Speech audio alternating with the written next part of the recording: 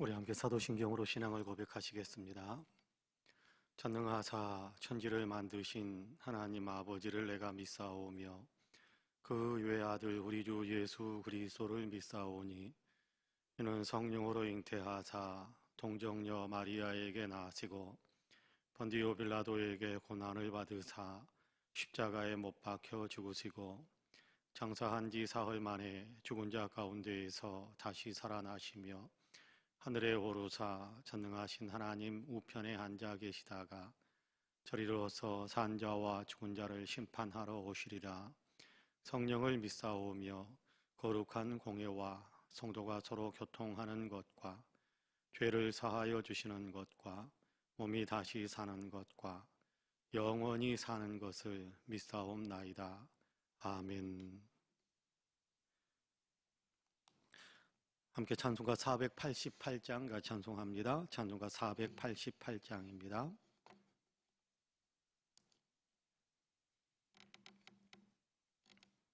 찬송가 488장입니다.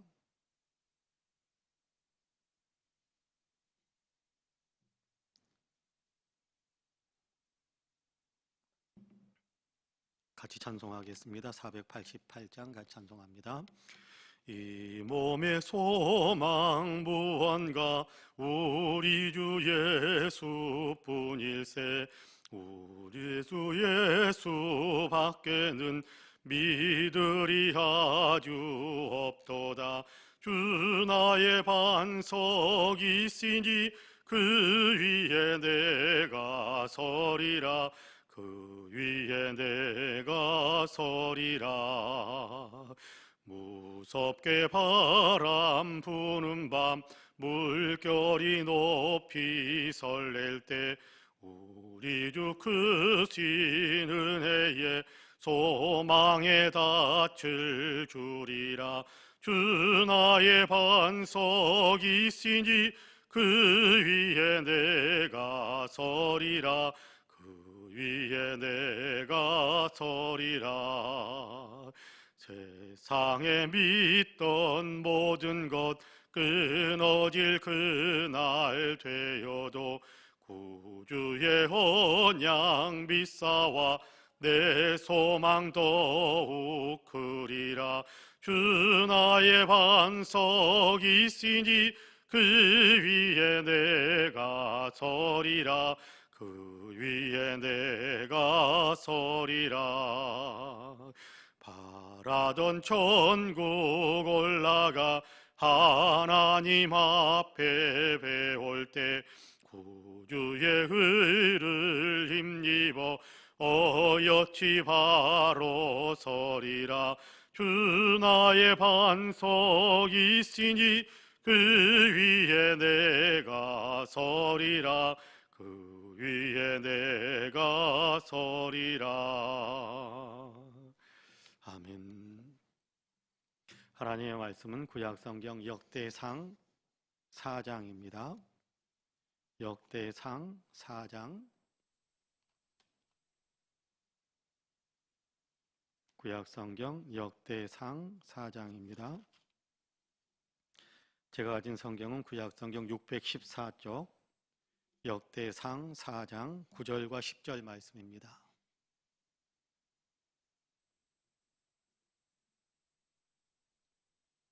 역대상 4장 9절과 10절 말씀 구약성경 614쪽입니다.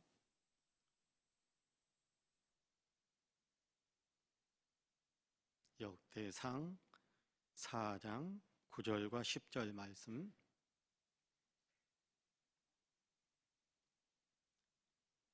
역대상 4장 9절과 10절입니다. 역대상 4장 9절과 10절. 우리 한 목소리로 같이 봉독하겠습니다. 역대상 4장 9절과 10절 같이 봉독합니다. 야베스는 그의 형제보다 귀중한 자라. 그의 어머니가 이름하여 이르되 야베스라 하였으니 이는 내가 수고로이 낳았다 함이었더라. 야베스가 이스라엘 하나님께 아뢰어 이르되 주께서 내게 복을 주시려거든 나의 지역을 넓히시고 주의 손으로 나를 도우사 나로 환난을 벗어나 내게 근심이 없게 하옵소서 하였더니 하나님이 그가 구하는 것을 허락하셨더라. 아멘. 이 말씀에 큰 은혜가 있기를 원합니다. 할렐루야. 특별 새벽기도의 세 번째 날 수요일입니다. 굉장히 추운 새벽입니다. 그럼에도 불구하고 또 예배당에 나와서 같이 기도하시고 있는 초소에서 자택에서 또 이렇게 마음을 열고 주님께 예배하며 기도하고 계신 우리 사랑하는 모든 성도님들에게 하나님의 놀라우신 은혜와 크신 평강의 역사가 풍성하게 임하시기를 주님의 이름으로 간절히 축복합니다. 하나님께서 오늘 우리의 기도를 들어주시고 기도 가운데 역사하셔서 우리의 삶이 더 아름다워지고 또 하나님의 축복으로 풍성해지는 복된 역사가 있기를 주님의 이름으로 다시 한번 간절히 축복합니다. 아멘. 역대상 1장에서 9장까지는 사람들의 이름이 참 많이 나옵니다. 족보들이거든요. 누구가 누구의 후손이고 누가 누구의 자손이고 누구의 자손은 누구고 또 그의 아들은 누구고 이런 얘기를 굉장히 많이 하고 있습니다. 아마 가장 긴 족보의 명단이 아닐까. 성경에서 나타나 있는 성경에 여러 가지 족보들이 있습니다만 마태복음 1장도 보면 족보, 또 누가복음 1장도 보면 뭐 족보 이렇게 이야기들이 쭉 나옵니다만은 그런데 그 족보들 가운데에서 가장 길게 역대상 1장에서 9장까지가 가장 긴 족보의 명단으로 그렇게 기록되어져 있다라고 생각을 합니다. 이 족보에 보면 누가 누구를 낳고 누가 누구를 낳고 누가 누구의 자손이고 뭐 이런 얘기들을 쭉 하는데 그냥 사람들의 이름의 이름들만 쭉 나열하다가도 가끔씩 어떤 한 사람에 대해서 몇 줄 또는 몇 절 그렇게 소개하는 내용들이 있습니다. 그 소개하는 내용들은 이름만 그냥 쓰기에는 그냥 뭔가 좀 아쉬운, 그래도 이 부분에 대해서는 이 사람은 이런 일을 행했다, 이 사람은 이런 사람이다라는 한 특징에 대한 부분을 길게 기록하지 않습니다만은 어쨌든 짧게라도 그렇게 일부러 의도적으로 그렇게 이 사람의 특징에 대한 얘기들을 거기에 같이 기록해 놓은 그런 내용들이 족보 중간중간에 이렇게 나오는데요. 그 가운데 대표적인 한 사람이 야베스입니다.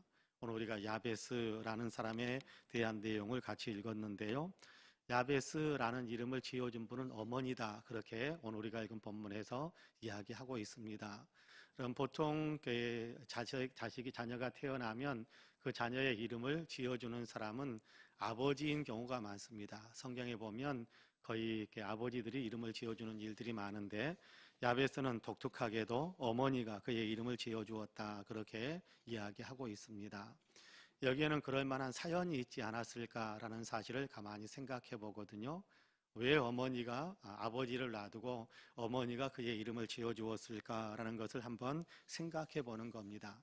물론 성경에서 구체적으로 왜 어머니가 그의 이름을 야베스, 자기가 낳은 아들을 야베스라고 불렀는지 거기에 대해서 구체적인 설명은 없습니다만은 상상력을 한번 발휘해 보는 거지요. 아버지가 아들의 이름을 짓는 것이 아니라 어머니가 아이의 이름을 지었다라고 이렇게 성경에도 기록하고 있는데 왜 그랬을까? 아마 아이가 태어날 때는 아버지가 세상에 존재하지 않았지 않을까라는 생각을 가만히 해봅니다. 그러니까 어머니의 뱃속에 어머니가 이 아들을 잉태하고 있을 때 남편, 그러니까 아이의 아버지가 세상을 좀 일찍 떠난 것이 아닐까 하는 생각을 해보게 됩니다. 그렇다면 아이를 낳기까지 어머니는 고생을 아마 더 많이 했을 것 같습니다. 생계를 꾸려가야 되는 책임감 있는 일들을 해야 했을 것이고요. 그뿐만 아니겠지요. 몸이 무겁고 또 아이에게 잉태한 상태에서 또 이렇게 몸이 무겁고 활동력이 저하되고 그럴 때면 아마 훨씬 더 많이 힘들고 옆에서 돕고 위로해주는 사람이 있으면 좋았을 텐데 그러지 못했기 때문에 심리적으로도 굉장히 많이 힘들게 그렇게 출산의 날을 맞이한 것이 아닐까 그런 생각을 해보게 되는 겁니다. 그렇게 해서 해산날이 맞이했는데 출산할 때도 무척 힘들고 어려웠던 것 같아요. 9절 하반절에 보니까 그의 어머니가 이름하여 이르되 야베스라 하였으니 이는 내가 수고로이 낳았다 함이었더라. 그렇게 이야기하고 있거든요. 수고로이 낳았다. 무슨 얘기입니까? 고생하면서 낳았다. 그런 얘기입니다. 난산이었던 것 같습니다. 얼마나 힘들었던지 아이를 이렇게 출산하는 그 엄마가 해산의 과정이 얼마나 힘들었던지 태어난 아들의 이름을 그냥 야베스 그렇게 불렀다라는 겁니다. 야베스 무슨 얘기냐 하면 오늘 우리가 읽은 본문의 그대로 의도를 살린다면 내가 너를 고생하면서 너를 낳았다라는 그런 의미가 새겨진 이름이 야베스입니다. 야베스라는 단어는 그래서 고생, 수고, 눈물, 근심 등등의 의미를 담고 있는 단어예요. 얼마나 힘들게 아이를 낳았으면 그의 이름, 태어난 아들의 이름을 너는 고생이다, 너는 눈물이다, 너는 고통이고 너는 근심이고 너는 굉장히 나를 힘들게 했던 사람이다 라는 그런 이름으로 야베스, 네 이름은 야베스야 라고 불러버렸겠습니까? 아마도 야베스라는 이름에 담겨 야베스라는 이름을 붙여줄 그때는 어머니가 한이 쌓여서 그래서 그 한풀이 격으로 그의 아들의 이름을 야베스라고 부르지 않았을까 그런 생각을 해보는 겁니다. 어머니는 자라는 아이를 보면서 자라는 아이를 대할 때면 그의 이름을 불러야 되지 않겠어요? 뭐라고 부르냐 하면 야베스야 그렇게 불렀겠죠. 야베스야 야베스야라고 이름을 부를 때마다 어머니는 그동안에 묻어두려고 했었던 그의 한이 아마 다시금 이렇게 솟구쳐 오르는 아마 그런 마음들을 그런 정서들을 느끼지 않을 수가 없었을 거예요. 내가 너를 참 고생하면서 낳았지. 야베스야라는 이름을 부를 때마다 내가 너를 참 고생하면서 낳았지. 너는 고생 덩어리다라는 그런 어떤 한 어린 마음들이 뭉클뭉클 속에서 솟구쳐 오르곤 했을 겁니다. 그러면 아이를 대할 때 따뜻하게 대해주지 못하게 되겠지요. 그러면 한풀이격으로 아이를 함부로 대하는 일들도 많이 있었을 겁니다. 또 자라면서 친구들이나 이웃들에게 야베스라는 이름으로 불릴 때면 얼마나 이렇게 놀림거리가 되었을까라는 생각을 해봅니다.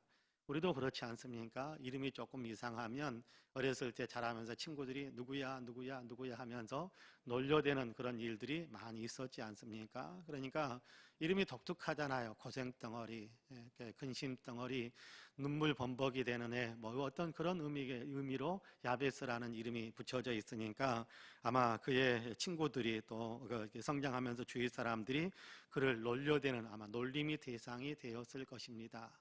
여러분 친구들에게 놀림을 받고 그러면 여러분 어떻습니까? 친구들과 어울리는 것도 힘들고 외돌토리가 되어버리는 일들이 참 많습니다. 그래서 아마 야베스는 친구들과 적극적으로 어울리지 못하고 길을 펴지 못하고 내성적인 성격에다가 침울한 어떤 그런 형편 속에서 자라지 않았을까라는 것을 가만히 한번 생각해 봅니다.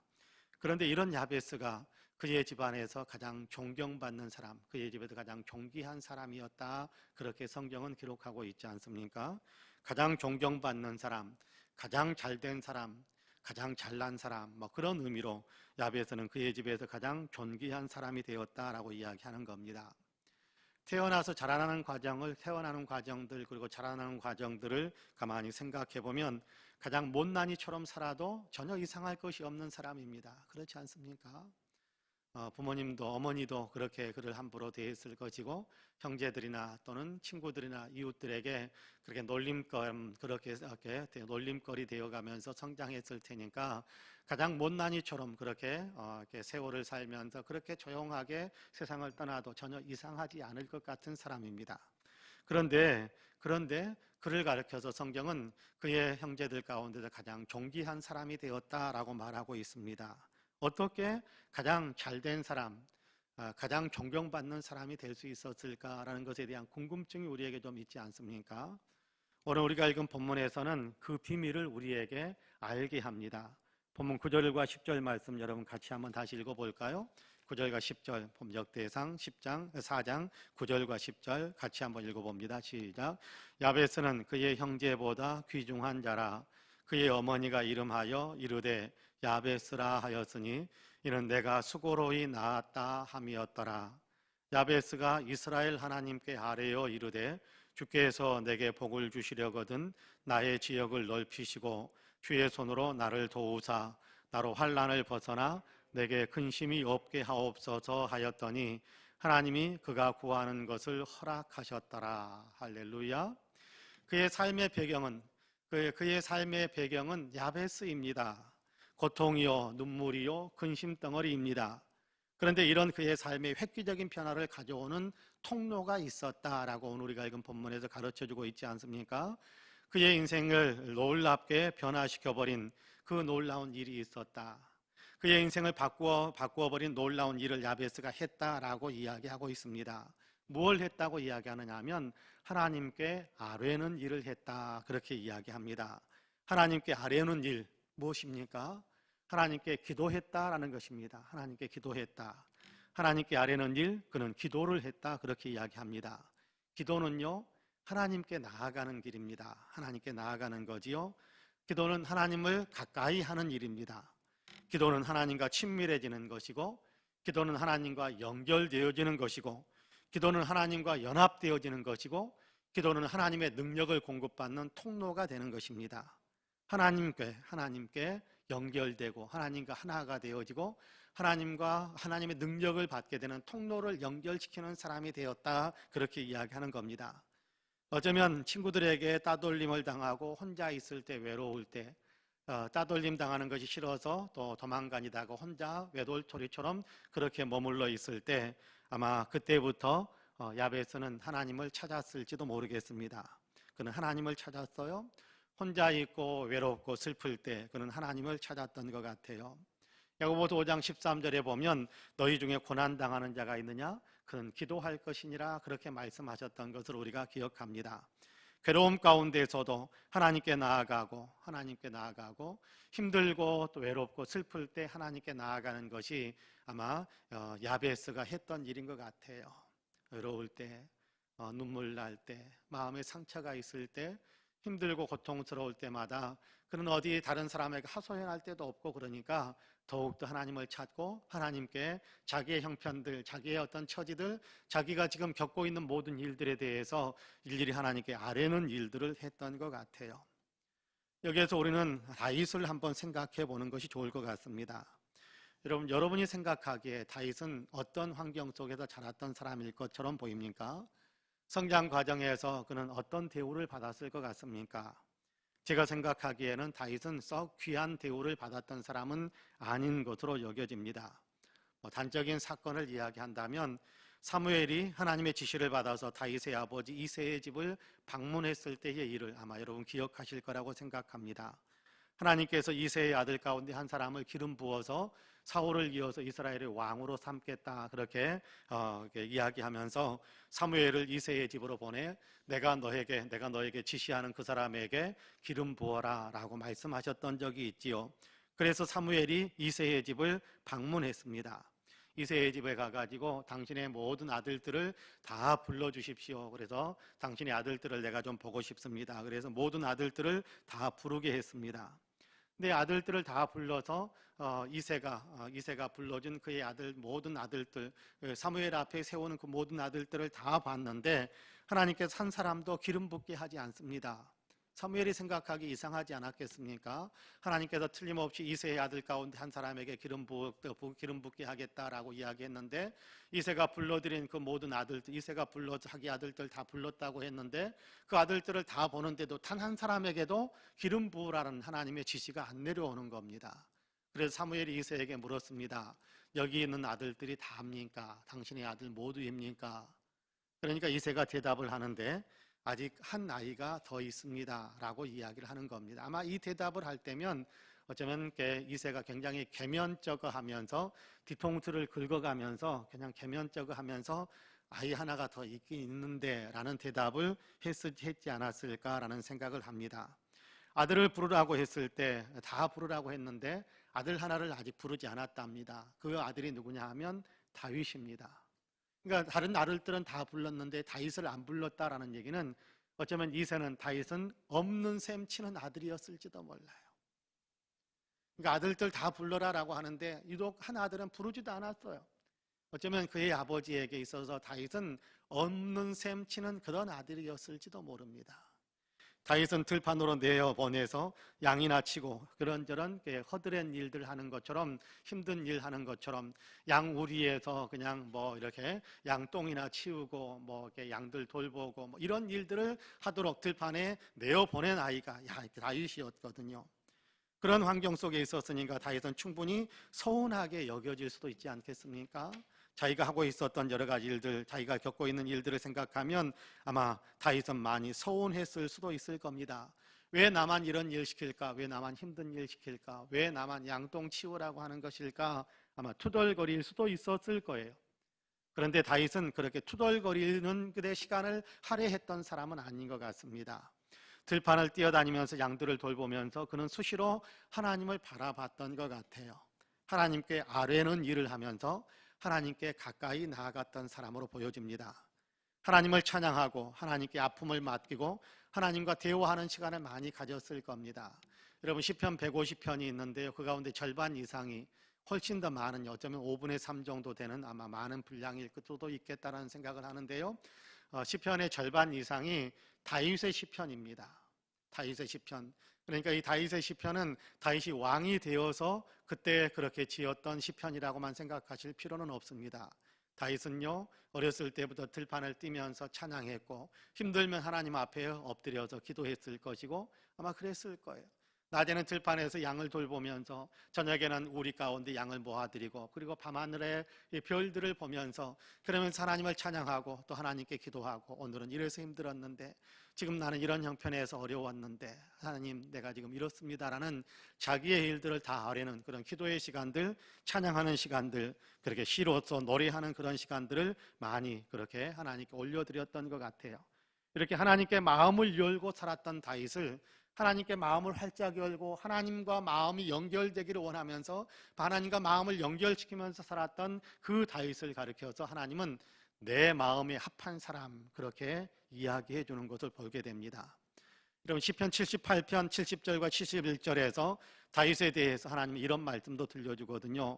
또 그의 종 다윗을 택하시되 양의 우리에서 취하시며 젖 양을 지키는 중에서 그를 이끌어내사 그의 백성인 야곱 그의 소유인 이스라엘을 기르게 하셨더니 그렇게 말씀합니다.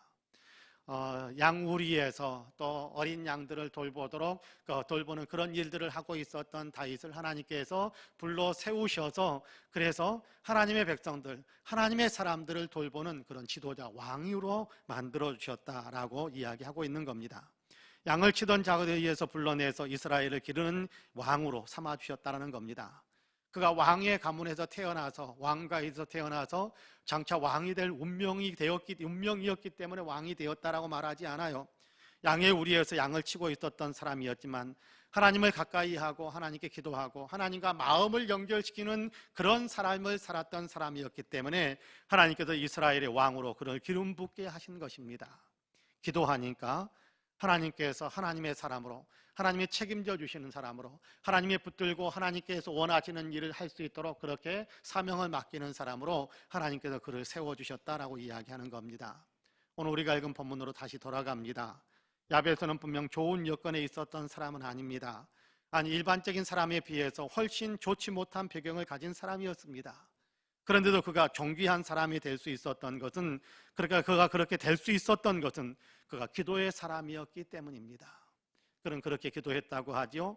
야베스가 이스라엘 하나님께 아뢰어 이르되 주께서 내게 복을 주시려거든 나의 지역을 넓히시고 주의 손으로 나를 도우사 나를 환난에서 벗어나 내게 근심이 없게 하옵소서 하였더니 하나님이 그가 구하는 것을 허락하셨더라. 그렇게 오늘 우리가 읽은 본문에서 우리에게 알려주고 있습니다. 기도하니까 하나님께서 그 기도한 것을 허락해 주시고 그로 인해서 야베스는 그의 형제 가운데 가장 존귀한 사람이 될 수 있었다. 가장 존경받는 사람, 가장 잘된 사람, 가장 잘된 사람이 될 수 있었다라고 이야기합니다. 그의 기도가 능력이었던 겁니다. 주께서 내게 복을 주시기를 원합니다. 그렇게 기도했어요.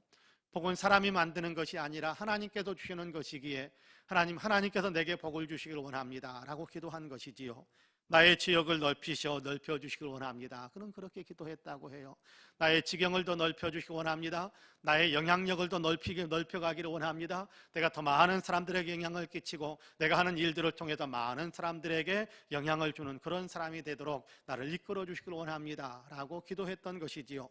주의 손으로 나를 도우사 나를 환난에서 벗어나게 해주시길 원합니다. 힘든 일들 겪는 그 힘든 일들 많이 겪었지 않습니까? 어렸을 때부터 외돌토리처럼 그렇게 자랐기 때문에 아마 그는 많이 눈물도 흘리고 아파하기도 하고, 또 다른 사람들의 조롱거리가 또 비웃음거리가 되고, 그리고 누구 하나 제대로 챙겨주지 않을 때 그는 많이 힘든 세월을 보냈을 겁니다. 그렇게 힘들고 환난을 겪을 때 하나님께서 나를 도와주시기 원합니다. 주께서 주의 권능의 손으로 나를 도와주셔서 이 모든 환난에서 나로 하여금 벗어날 수 있도록 도와주옵소서. 내게 근심이 없게 하여 주시기 원합니다 라고 기도했다고 그래요.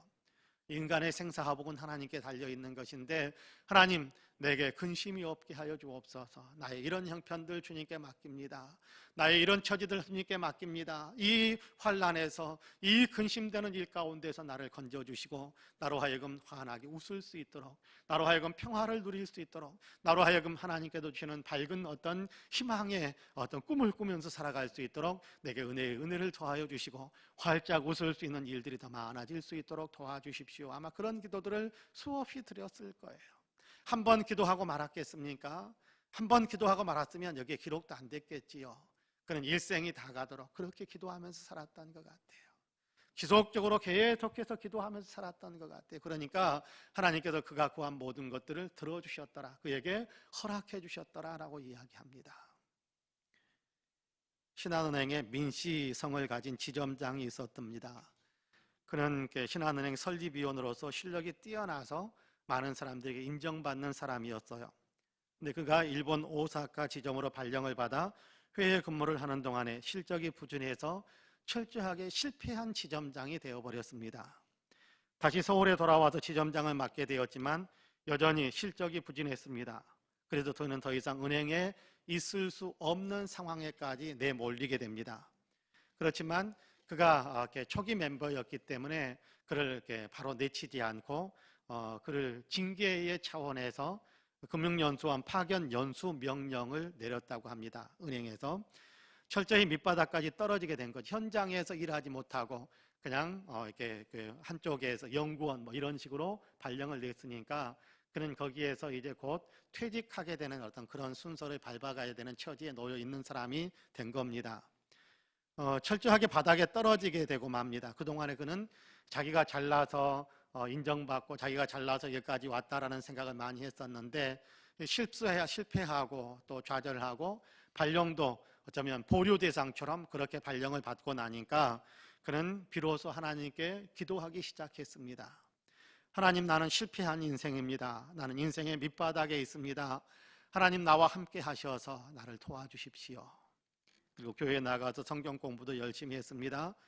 그때 마침 신한은행의 명동 지점에 지점장 자리가 비게 되었고, 어떻게 해서 이 사람이 명동 지점의 지점장으로 다시 발령을 받게 됩니다.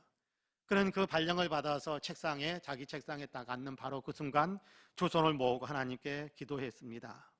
하나님, 이 지점의 주인은 하나님입니다. 이 은행의 지점장은 하나님이십니다. 그러니 모든 일이 주님의 뜻대로 되게 하옵소서. 그는 날마다 하루도 빠짐없이 새벽 기도를 드린 후에 출근을 했다고 합니다. 그리고 일을 결정할 때마다 하나님, 어떻게 해야 됩니까? 내게 지혜를 주시고 바른 판단을 할 수 있도록 도와주십시오 라는 기도를 끊임없이 드렸다고 그래요.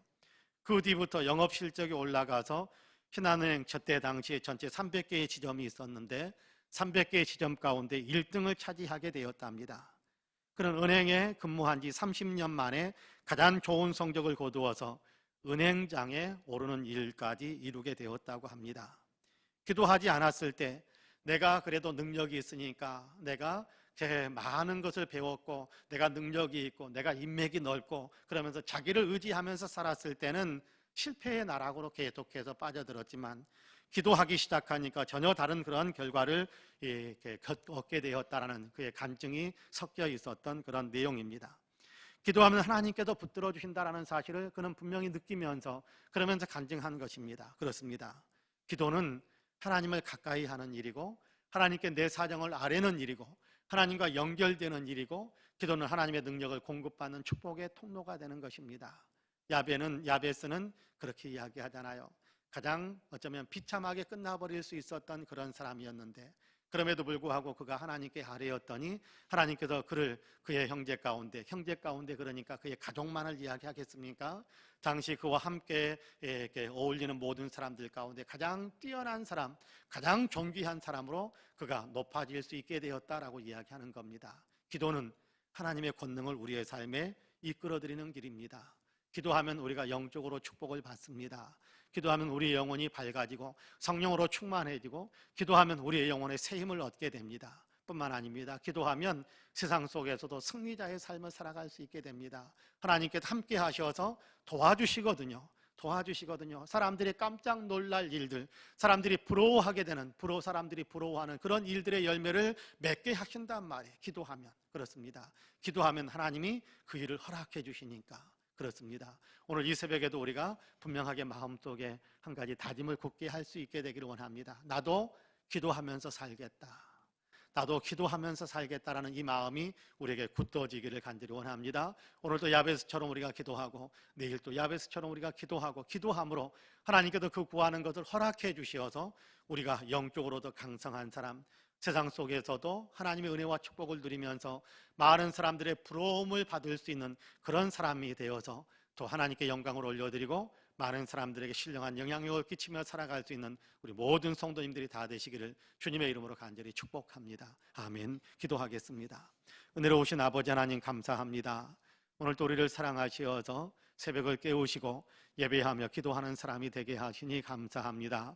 야베스는 좋지 못한 여건 속에서 태어났고 또 그렇게 성장했지만, 그래서 그렇게 하나님 이름도 없이 조용하게 누가 기억해주는 사람 없이 끝나버릴 수 있는 인생이었지만, 그가 하나님께 아뢰는 일을 해서 하나님께서 그 일을 허락해 주심으로 그의 인생이 더욱더 존경받는 사람, 존귀한 사람의 자리에 서게 되었다는 사실을 우리에게 가르쳐 주셔서 감사합니다. 우리도 똑같이 하나님께 기도할 수 있는 특권이 우리에게 열려 있는 사람입니다. 하나님, 이 특권을 우리로 하여금 사용할 수 있도록 도와주옵소서. 하나님께 기도할 수 있는 귀한 길이 우리에게도 열려 있다는 사실을 항상 기억할 수 있도록 도와주옵소서. 내 힘으로만 살려고 아등바등하는 사람이 되지 않게 하여 주시고, 하나님께 모든 것을 맡기고 하나님의 도우심을 힘입어서 인생을 살고자 하는 아름다운 마음, 굳은 결단이 우리에게 있게 하여 주시기를 간절히 원합니다. 너는 구하라 내가 내게 응답할 것이다 라고 말씀하지 아니하셨습니까? 하나님, 이 사실을 우리 모두가 기억하게 하여 주옵소서. 환난 날에 나를 구하라 내가 너에게 응답하겠고 내가 너를 건져주리니 너는 나를 영화롭게 하게 할 것이다 라는 주님의 아버지의 말씀들을 우리가 늘 기억하고, 어려울 때 하나님 그냥 좌절의 늪에 빠져드는 사람들이 되지 않게 하여 주시고, 어려울 때일수록 더욱 기도하게 하여 주시어서 아버지 하나님께도 도와주시고 구원하시는 놀라운 역사들을 체험할 수 있도록 도와주옵소서. 너는 내게 부르짖으라 내가 내게 응답하겠고 내가 알지 못하는 그가 비밀한 일까지 내게 보여주겠다라고 말씀하신 하나님의 약속의 말씀들을 우리가 분명히 기억하고 아버지 우리의 삶에 적용할 수 있는 사람들이 다 되게 하여 주옵소서. 기도의 무릎을 꿇으면 주님께서 기도의 길도 이끌어 주시고, 기도의 무릎을 꿇으면 주님께서 오냐 내가 너의 기도를 듣는다라고 주님께서 우리에게 가까이 와서 우리를 아버지 품어주신다라는 사실을 생각하면서 우리가 아버지의 기도를 쉬지 않고 주님 앞에 기도할 수 있는 기도의 삶을 살아가는 모든 사람들이 다 되게 하여 주옵소서. 기도하면서 아버지의 나라의 운명을 바꾸는 사람들 되게 하여 주시고, 기도하면서 교회에 유익을 끼치는 사람들이 되게 하여 주시고, 기도하면서 이웃들을 돕는 사람들이 다 될 수 있도록 주님 도와주시며, 기도하면서 우리의 인생을 더 밝고 희망차게 축복의 길로 아버지 하나님이 만들어가는 귀한 역사 이룰 수 있도록 주님께서 도와주시옵소서. 오늘도 아버지 하나님 이 나라 이 민족의 은혜를 베풀어 주시어서 속히 코로나를 극복할 수 있게 하여 주시고, 아버지의 생명을 존중히 여기고 정의와 평화를 만들어가는 역사의 흐름이 될 수 있도록 이 역사를 이끌어 주시기를 간절히 원합니다. 복음화되는 이 민족이 될 수 있도록 주님께서 또한 축복해 주시기를 간절히 원합니다. 하나님 도우셔서 우리 교회가 아버지 더욱더 아버지 부흥하는 교회, 심령의 부흥의 역사가 있고 양적인 부흥의 역사가 있고 하나님의 사막해 주신 사명들의 놀라운 부흥의 불길을 지펴가는 귀한 교회가 되게 하여 주옵소서. 교회에 속해 있는 모든 성도님들이 복의 복을 누리게 하시기 원합니다. 영혼이 잘되며 범사가 잘되며 강건한 복을 누리게 하여 주옵소서. 오늘도 우리 사랑하는 성도님들을 붙잡아 주시어서 아버지 한 사람도 코로나에 감염되는 사람은 없게 하여 주시고, 한 사람도 아버지 하나님 좌절의 늪에 주지 않는 사람 없게 하여 주시고, 어떤 형편에서든지 아버지 주님이 나와 함께 하신다라는 사실을 믿고 희망이 아버지 닻으로 올릴 수 있는 우리 모든 성도님들이 다 될 수 있도록 축복해 주옵소서. 행하는 일들 위에 복을 주시어서 형통하게 하여 주시고 꿈꾸는 일들에 주님께서 복을 주시어서 아버지 소원의 항구에 도달하게 하시는 귀한 역사도 있게 하여 주시어서 아버지 하나님 기쁨의 찬가를 부를 수 있게 하여 주시고 나약한 부분, 몸이 좋지 못하는 부분들 주님께 맡김으로 건강이 회복되어지고 아버지 건강에 아버지 힘을 더 얻게 하시는 귀한 역사들이 있게 하여 주옵소서. 오늘 우리가 주변에 있는 사람들, 이웃들을 위해서 기도하옵나니 그들의 영혼이 살게 하여 주시고 그들의 형편들도 좋아지는 귀한 역사들도 있도록 주님께서 도와주옵소서. 우리 자신을 위해서 기도하고 가족들을 위해서 기도하옵나니 축복의 가정이 되게 하여 주옵소서. 감사드리며 예수님의 이름으로 기도하옵나이다. 아멘. 하늘에 계신 우리 아버지여, 이름이 거룩히 여김을 받으시오며 나라 임하옵시며 뜻이 하늘에서 이룬 것 같이 땅에서도 이루어지이다. 오늘날 우리에게 일용할 양식을 주옵시고 우리가 우리에게 죄지은 자를 사하여 준 것 같이 우리 죄를 사하여 주옵시고 우리를 시험에 들게 하지 마옵시고 다만 악에서 구하옵소서. 나라와 권세와 영광이 아버지께 영원히 있사옵나이다. 아멘. 함께 기도합니다.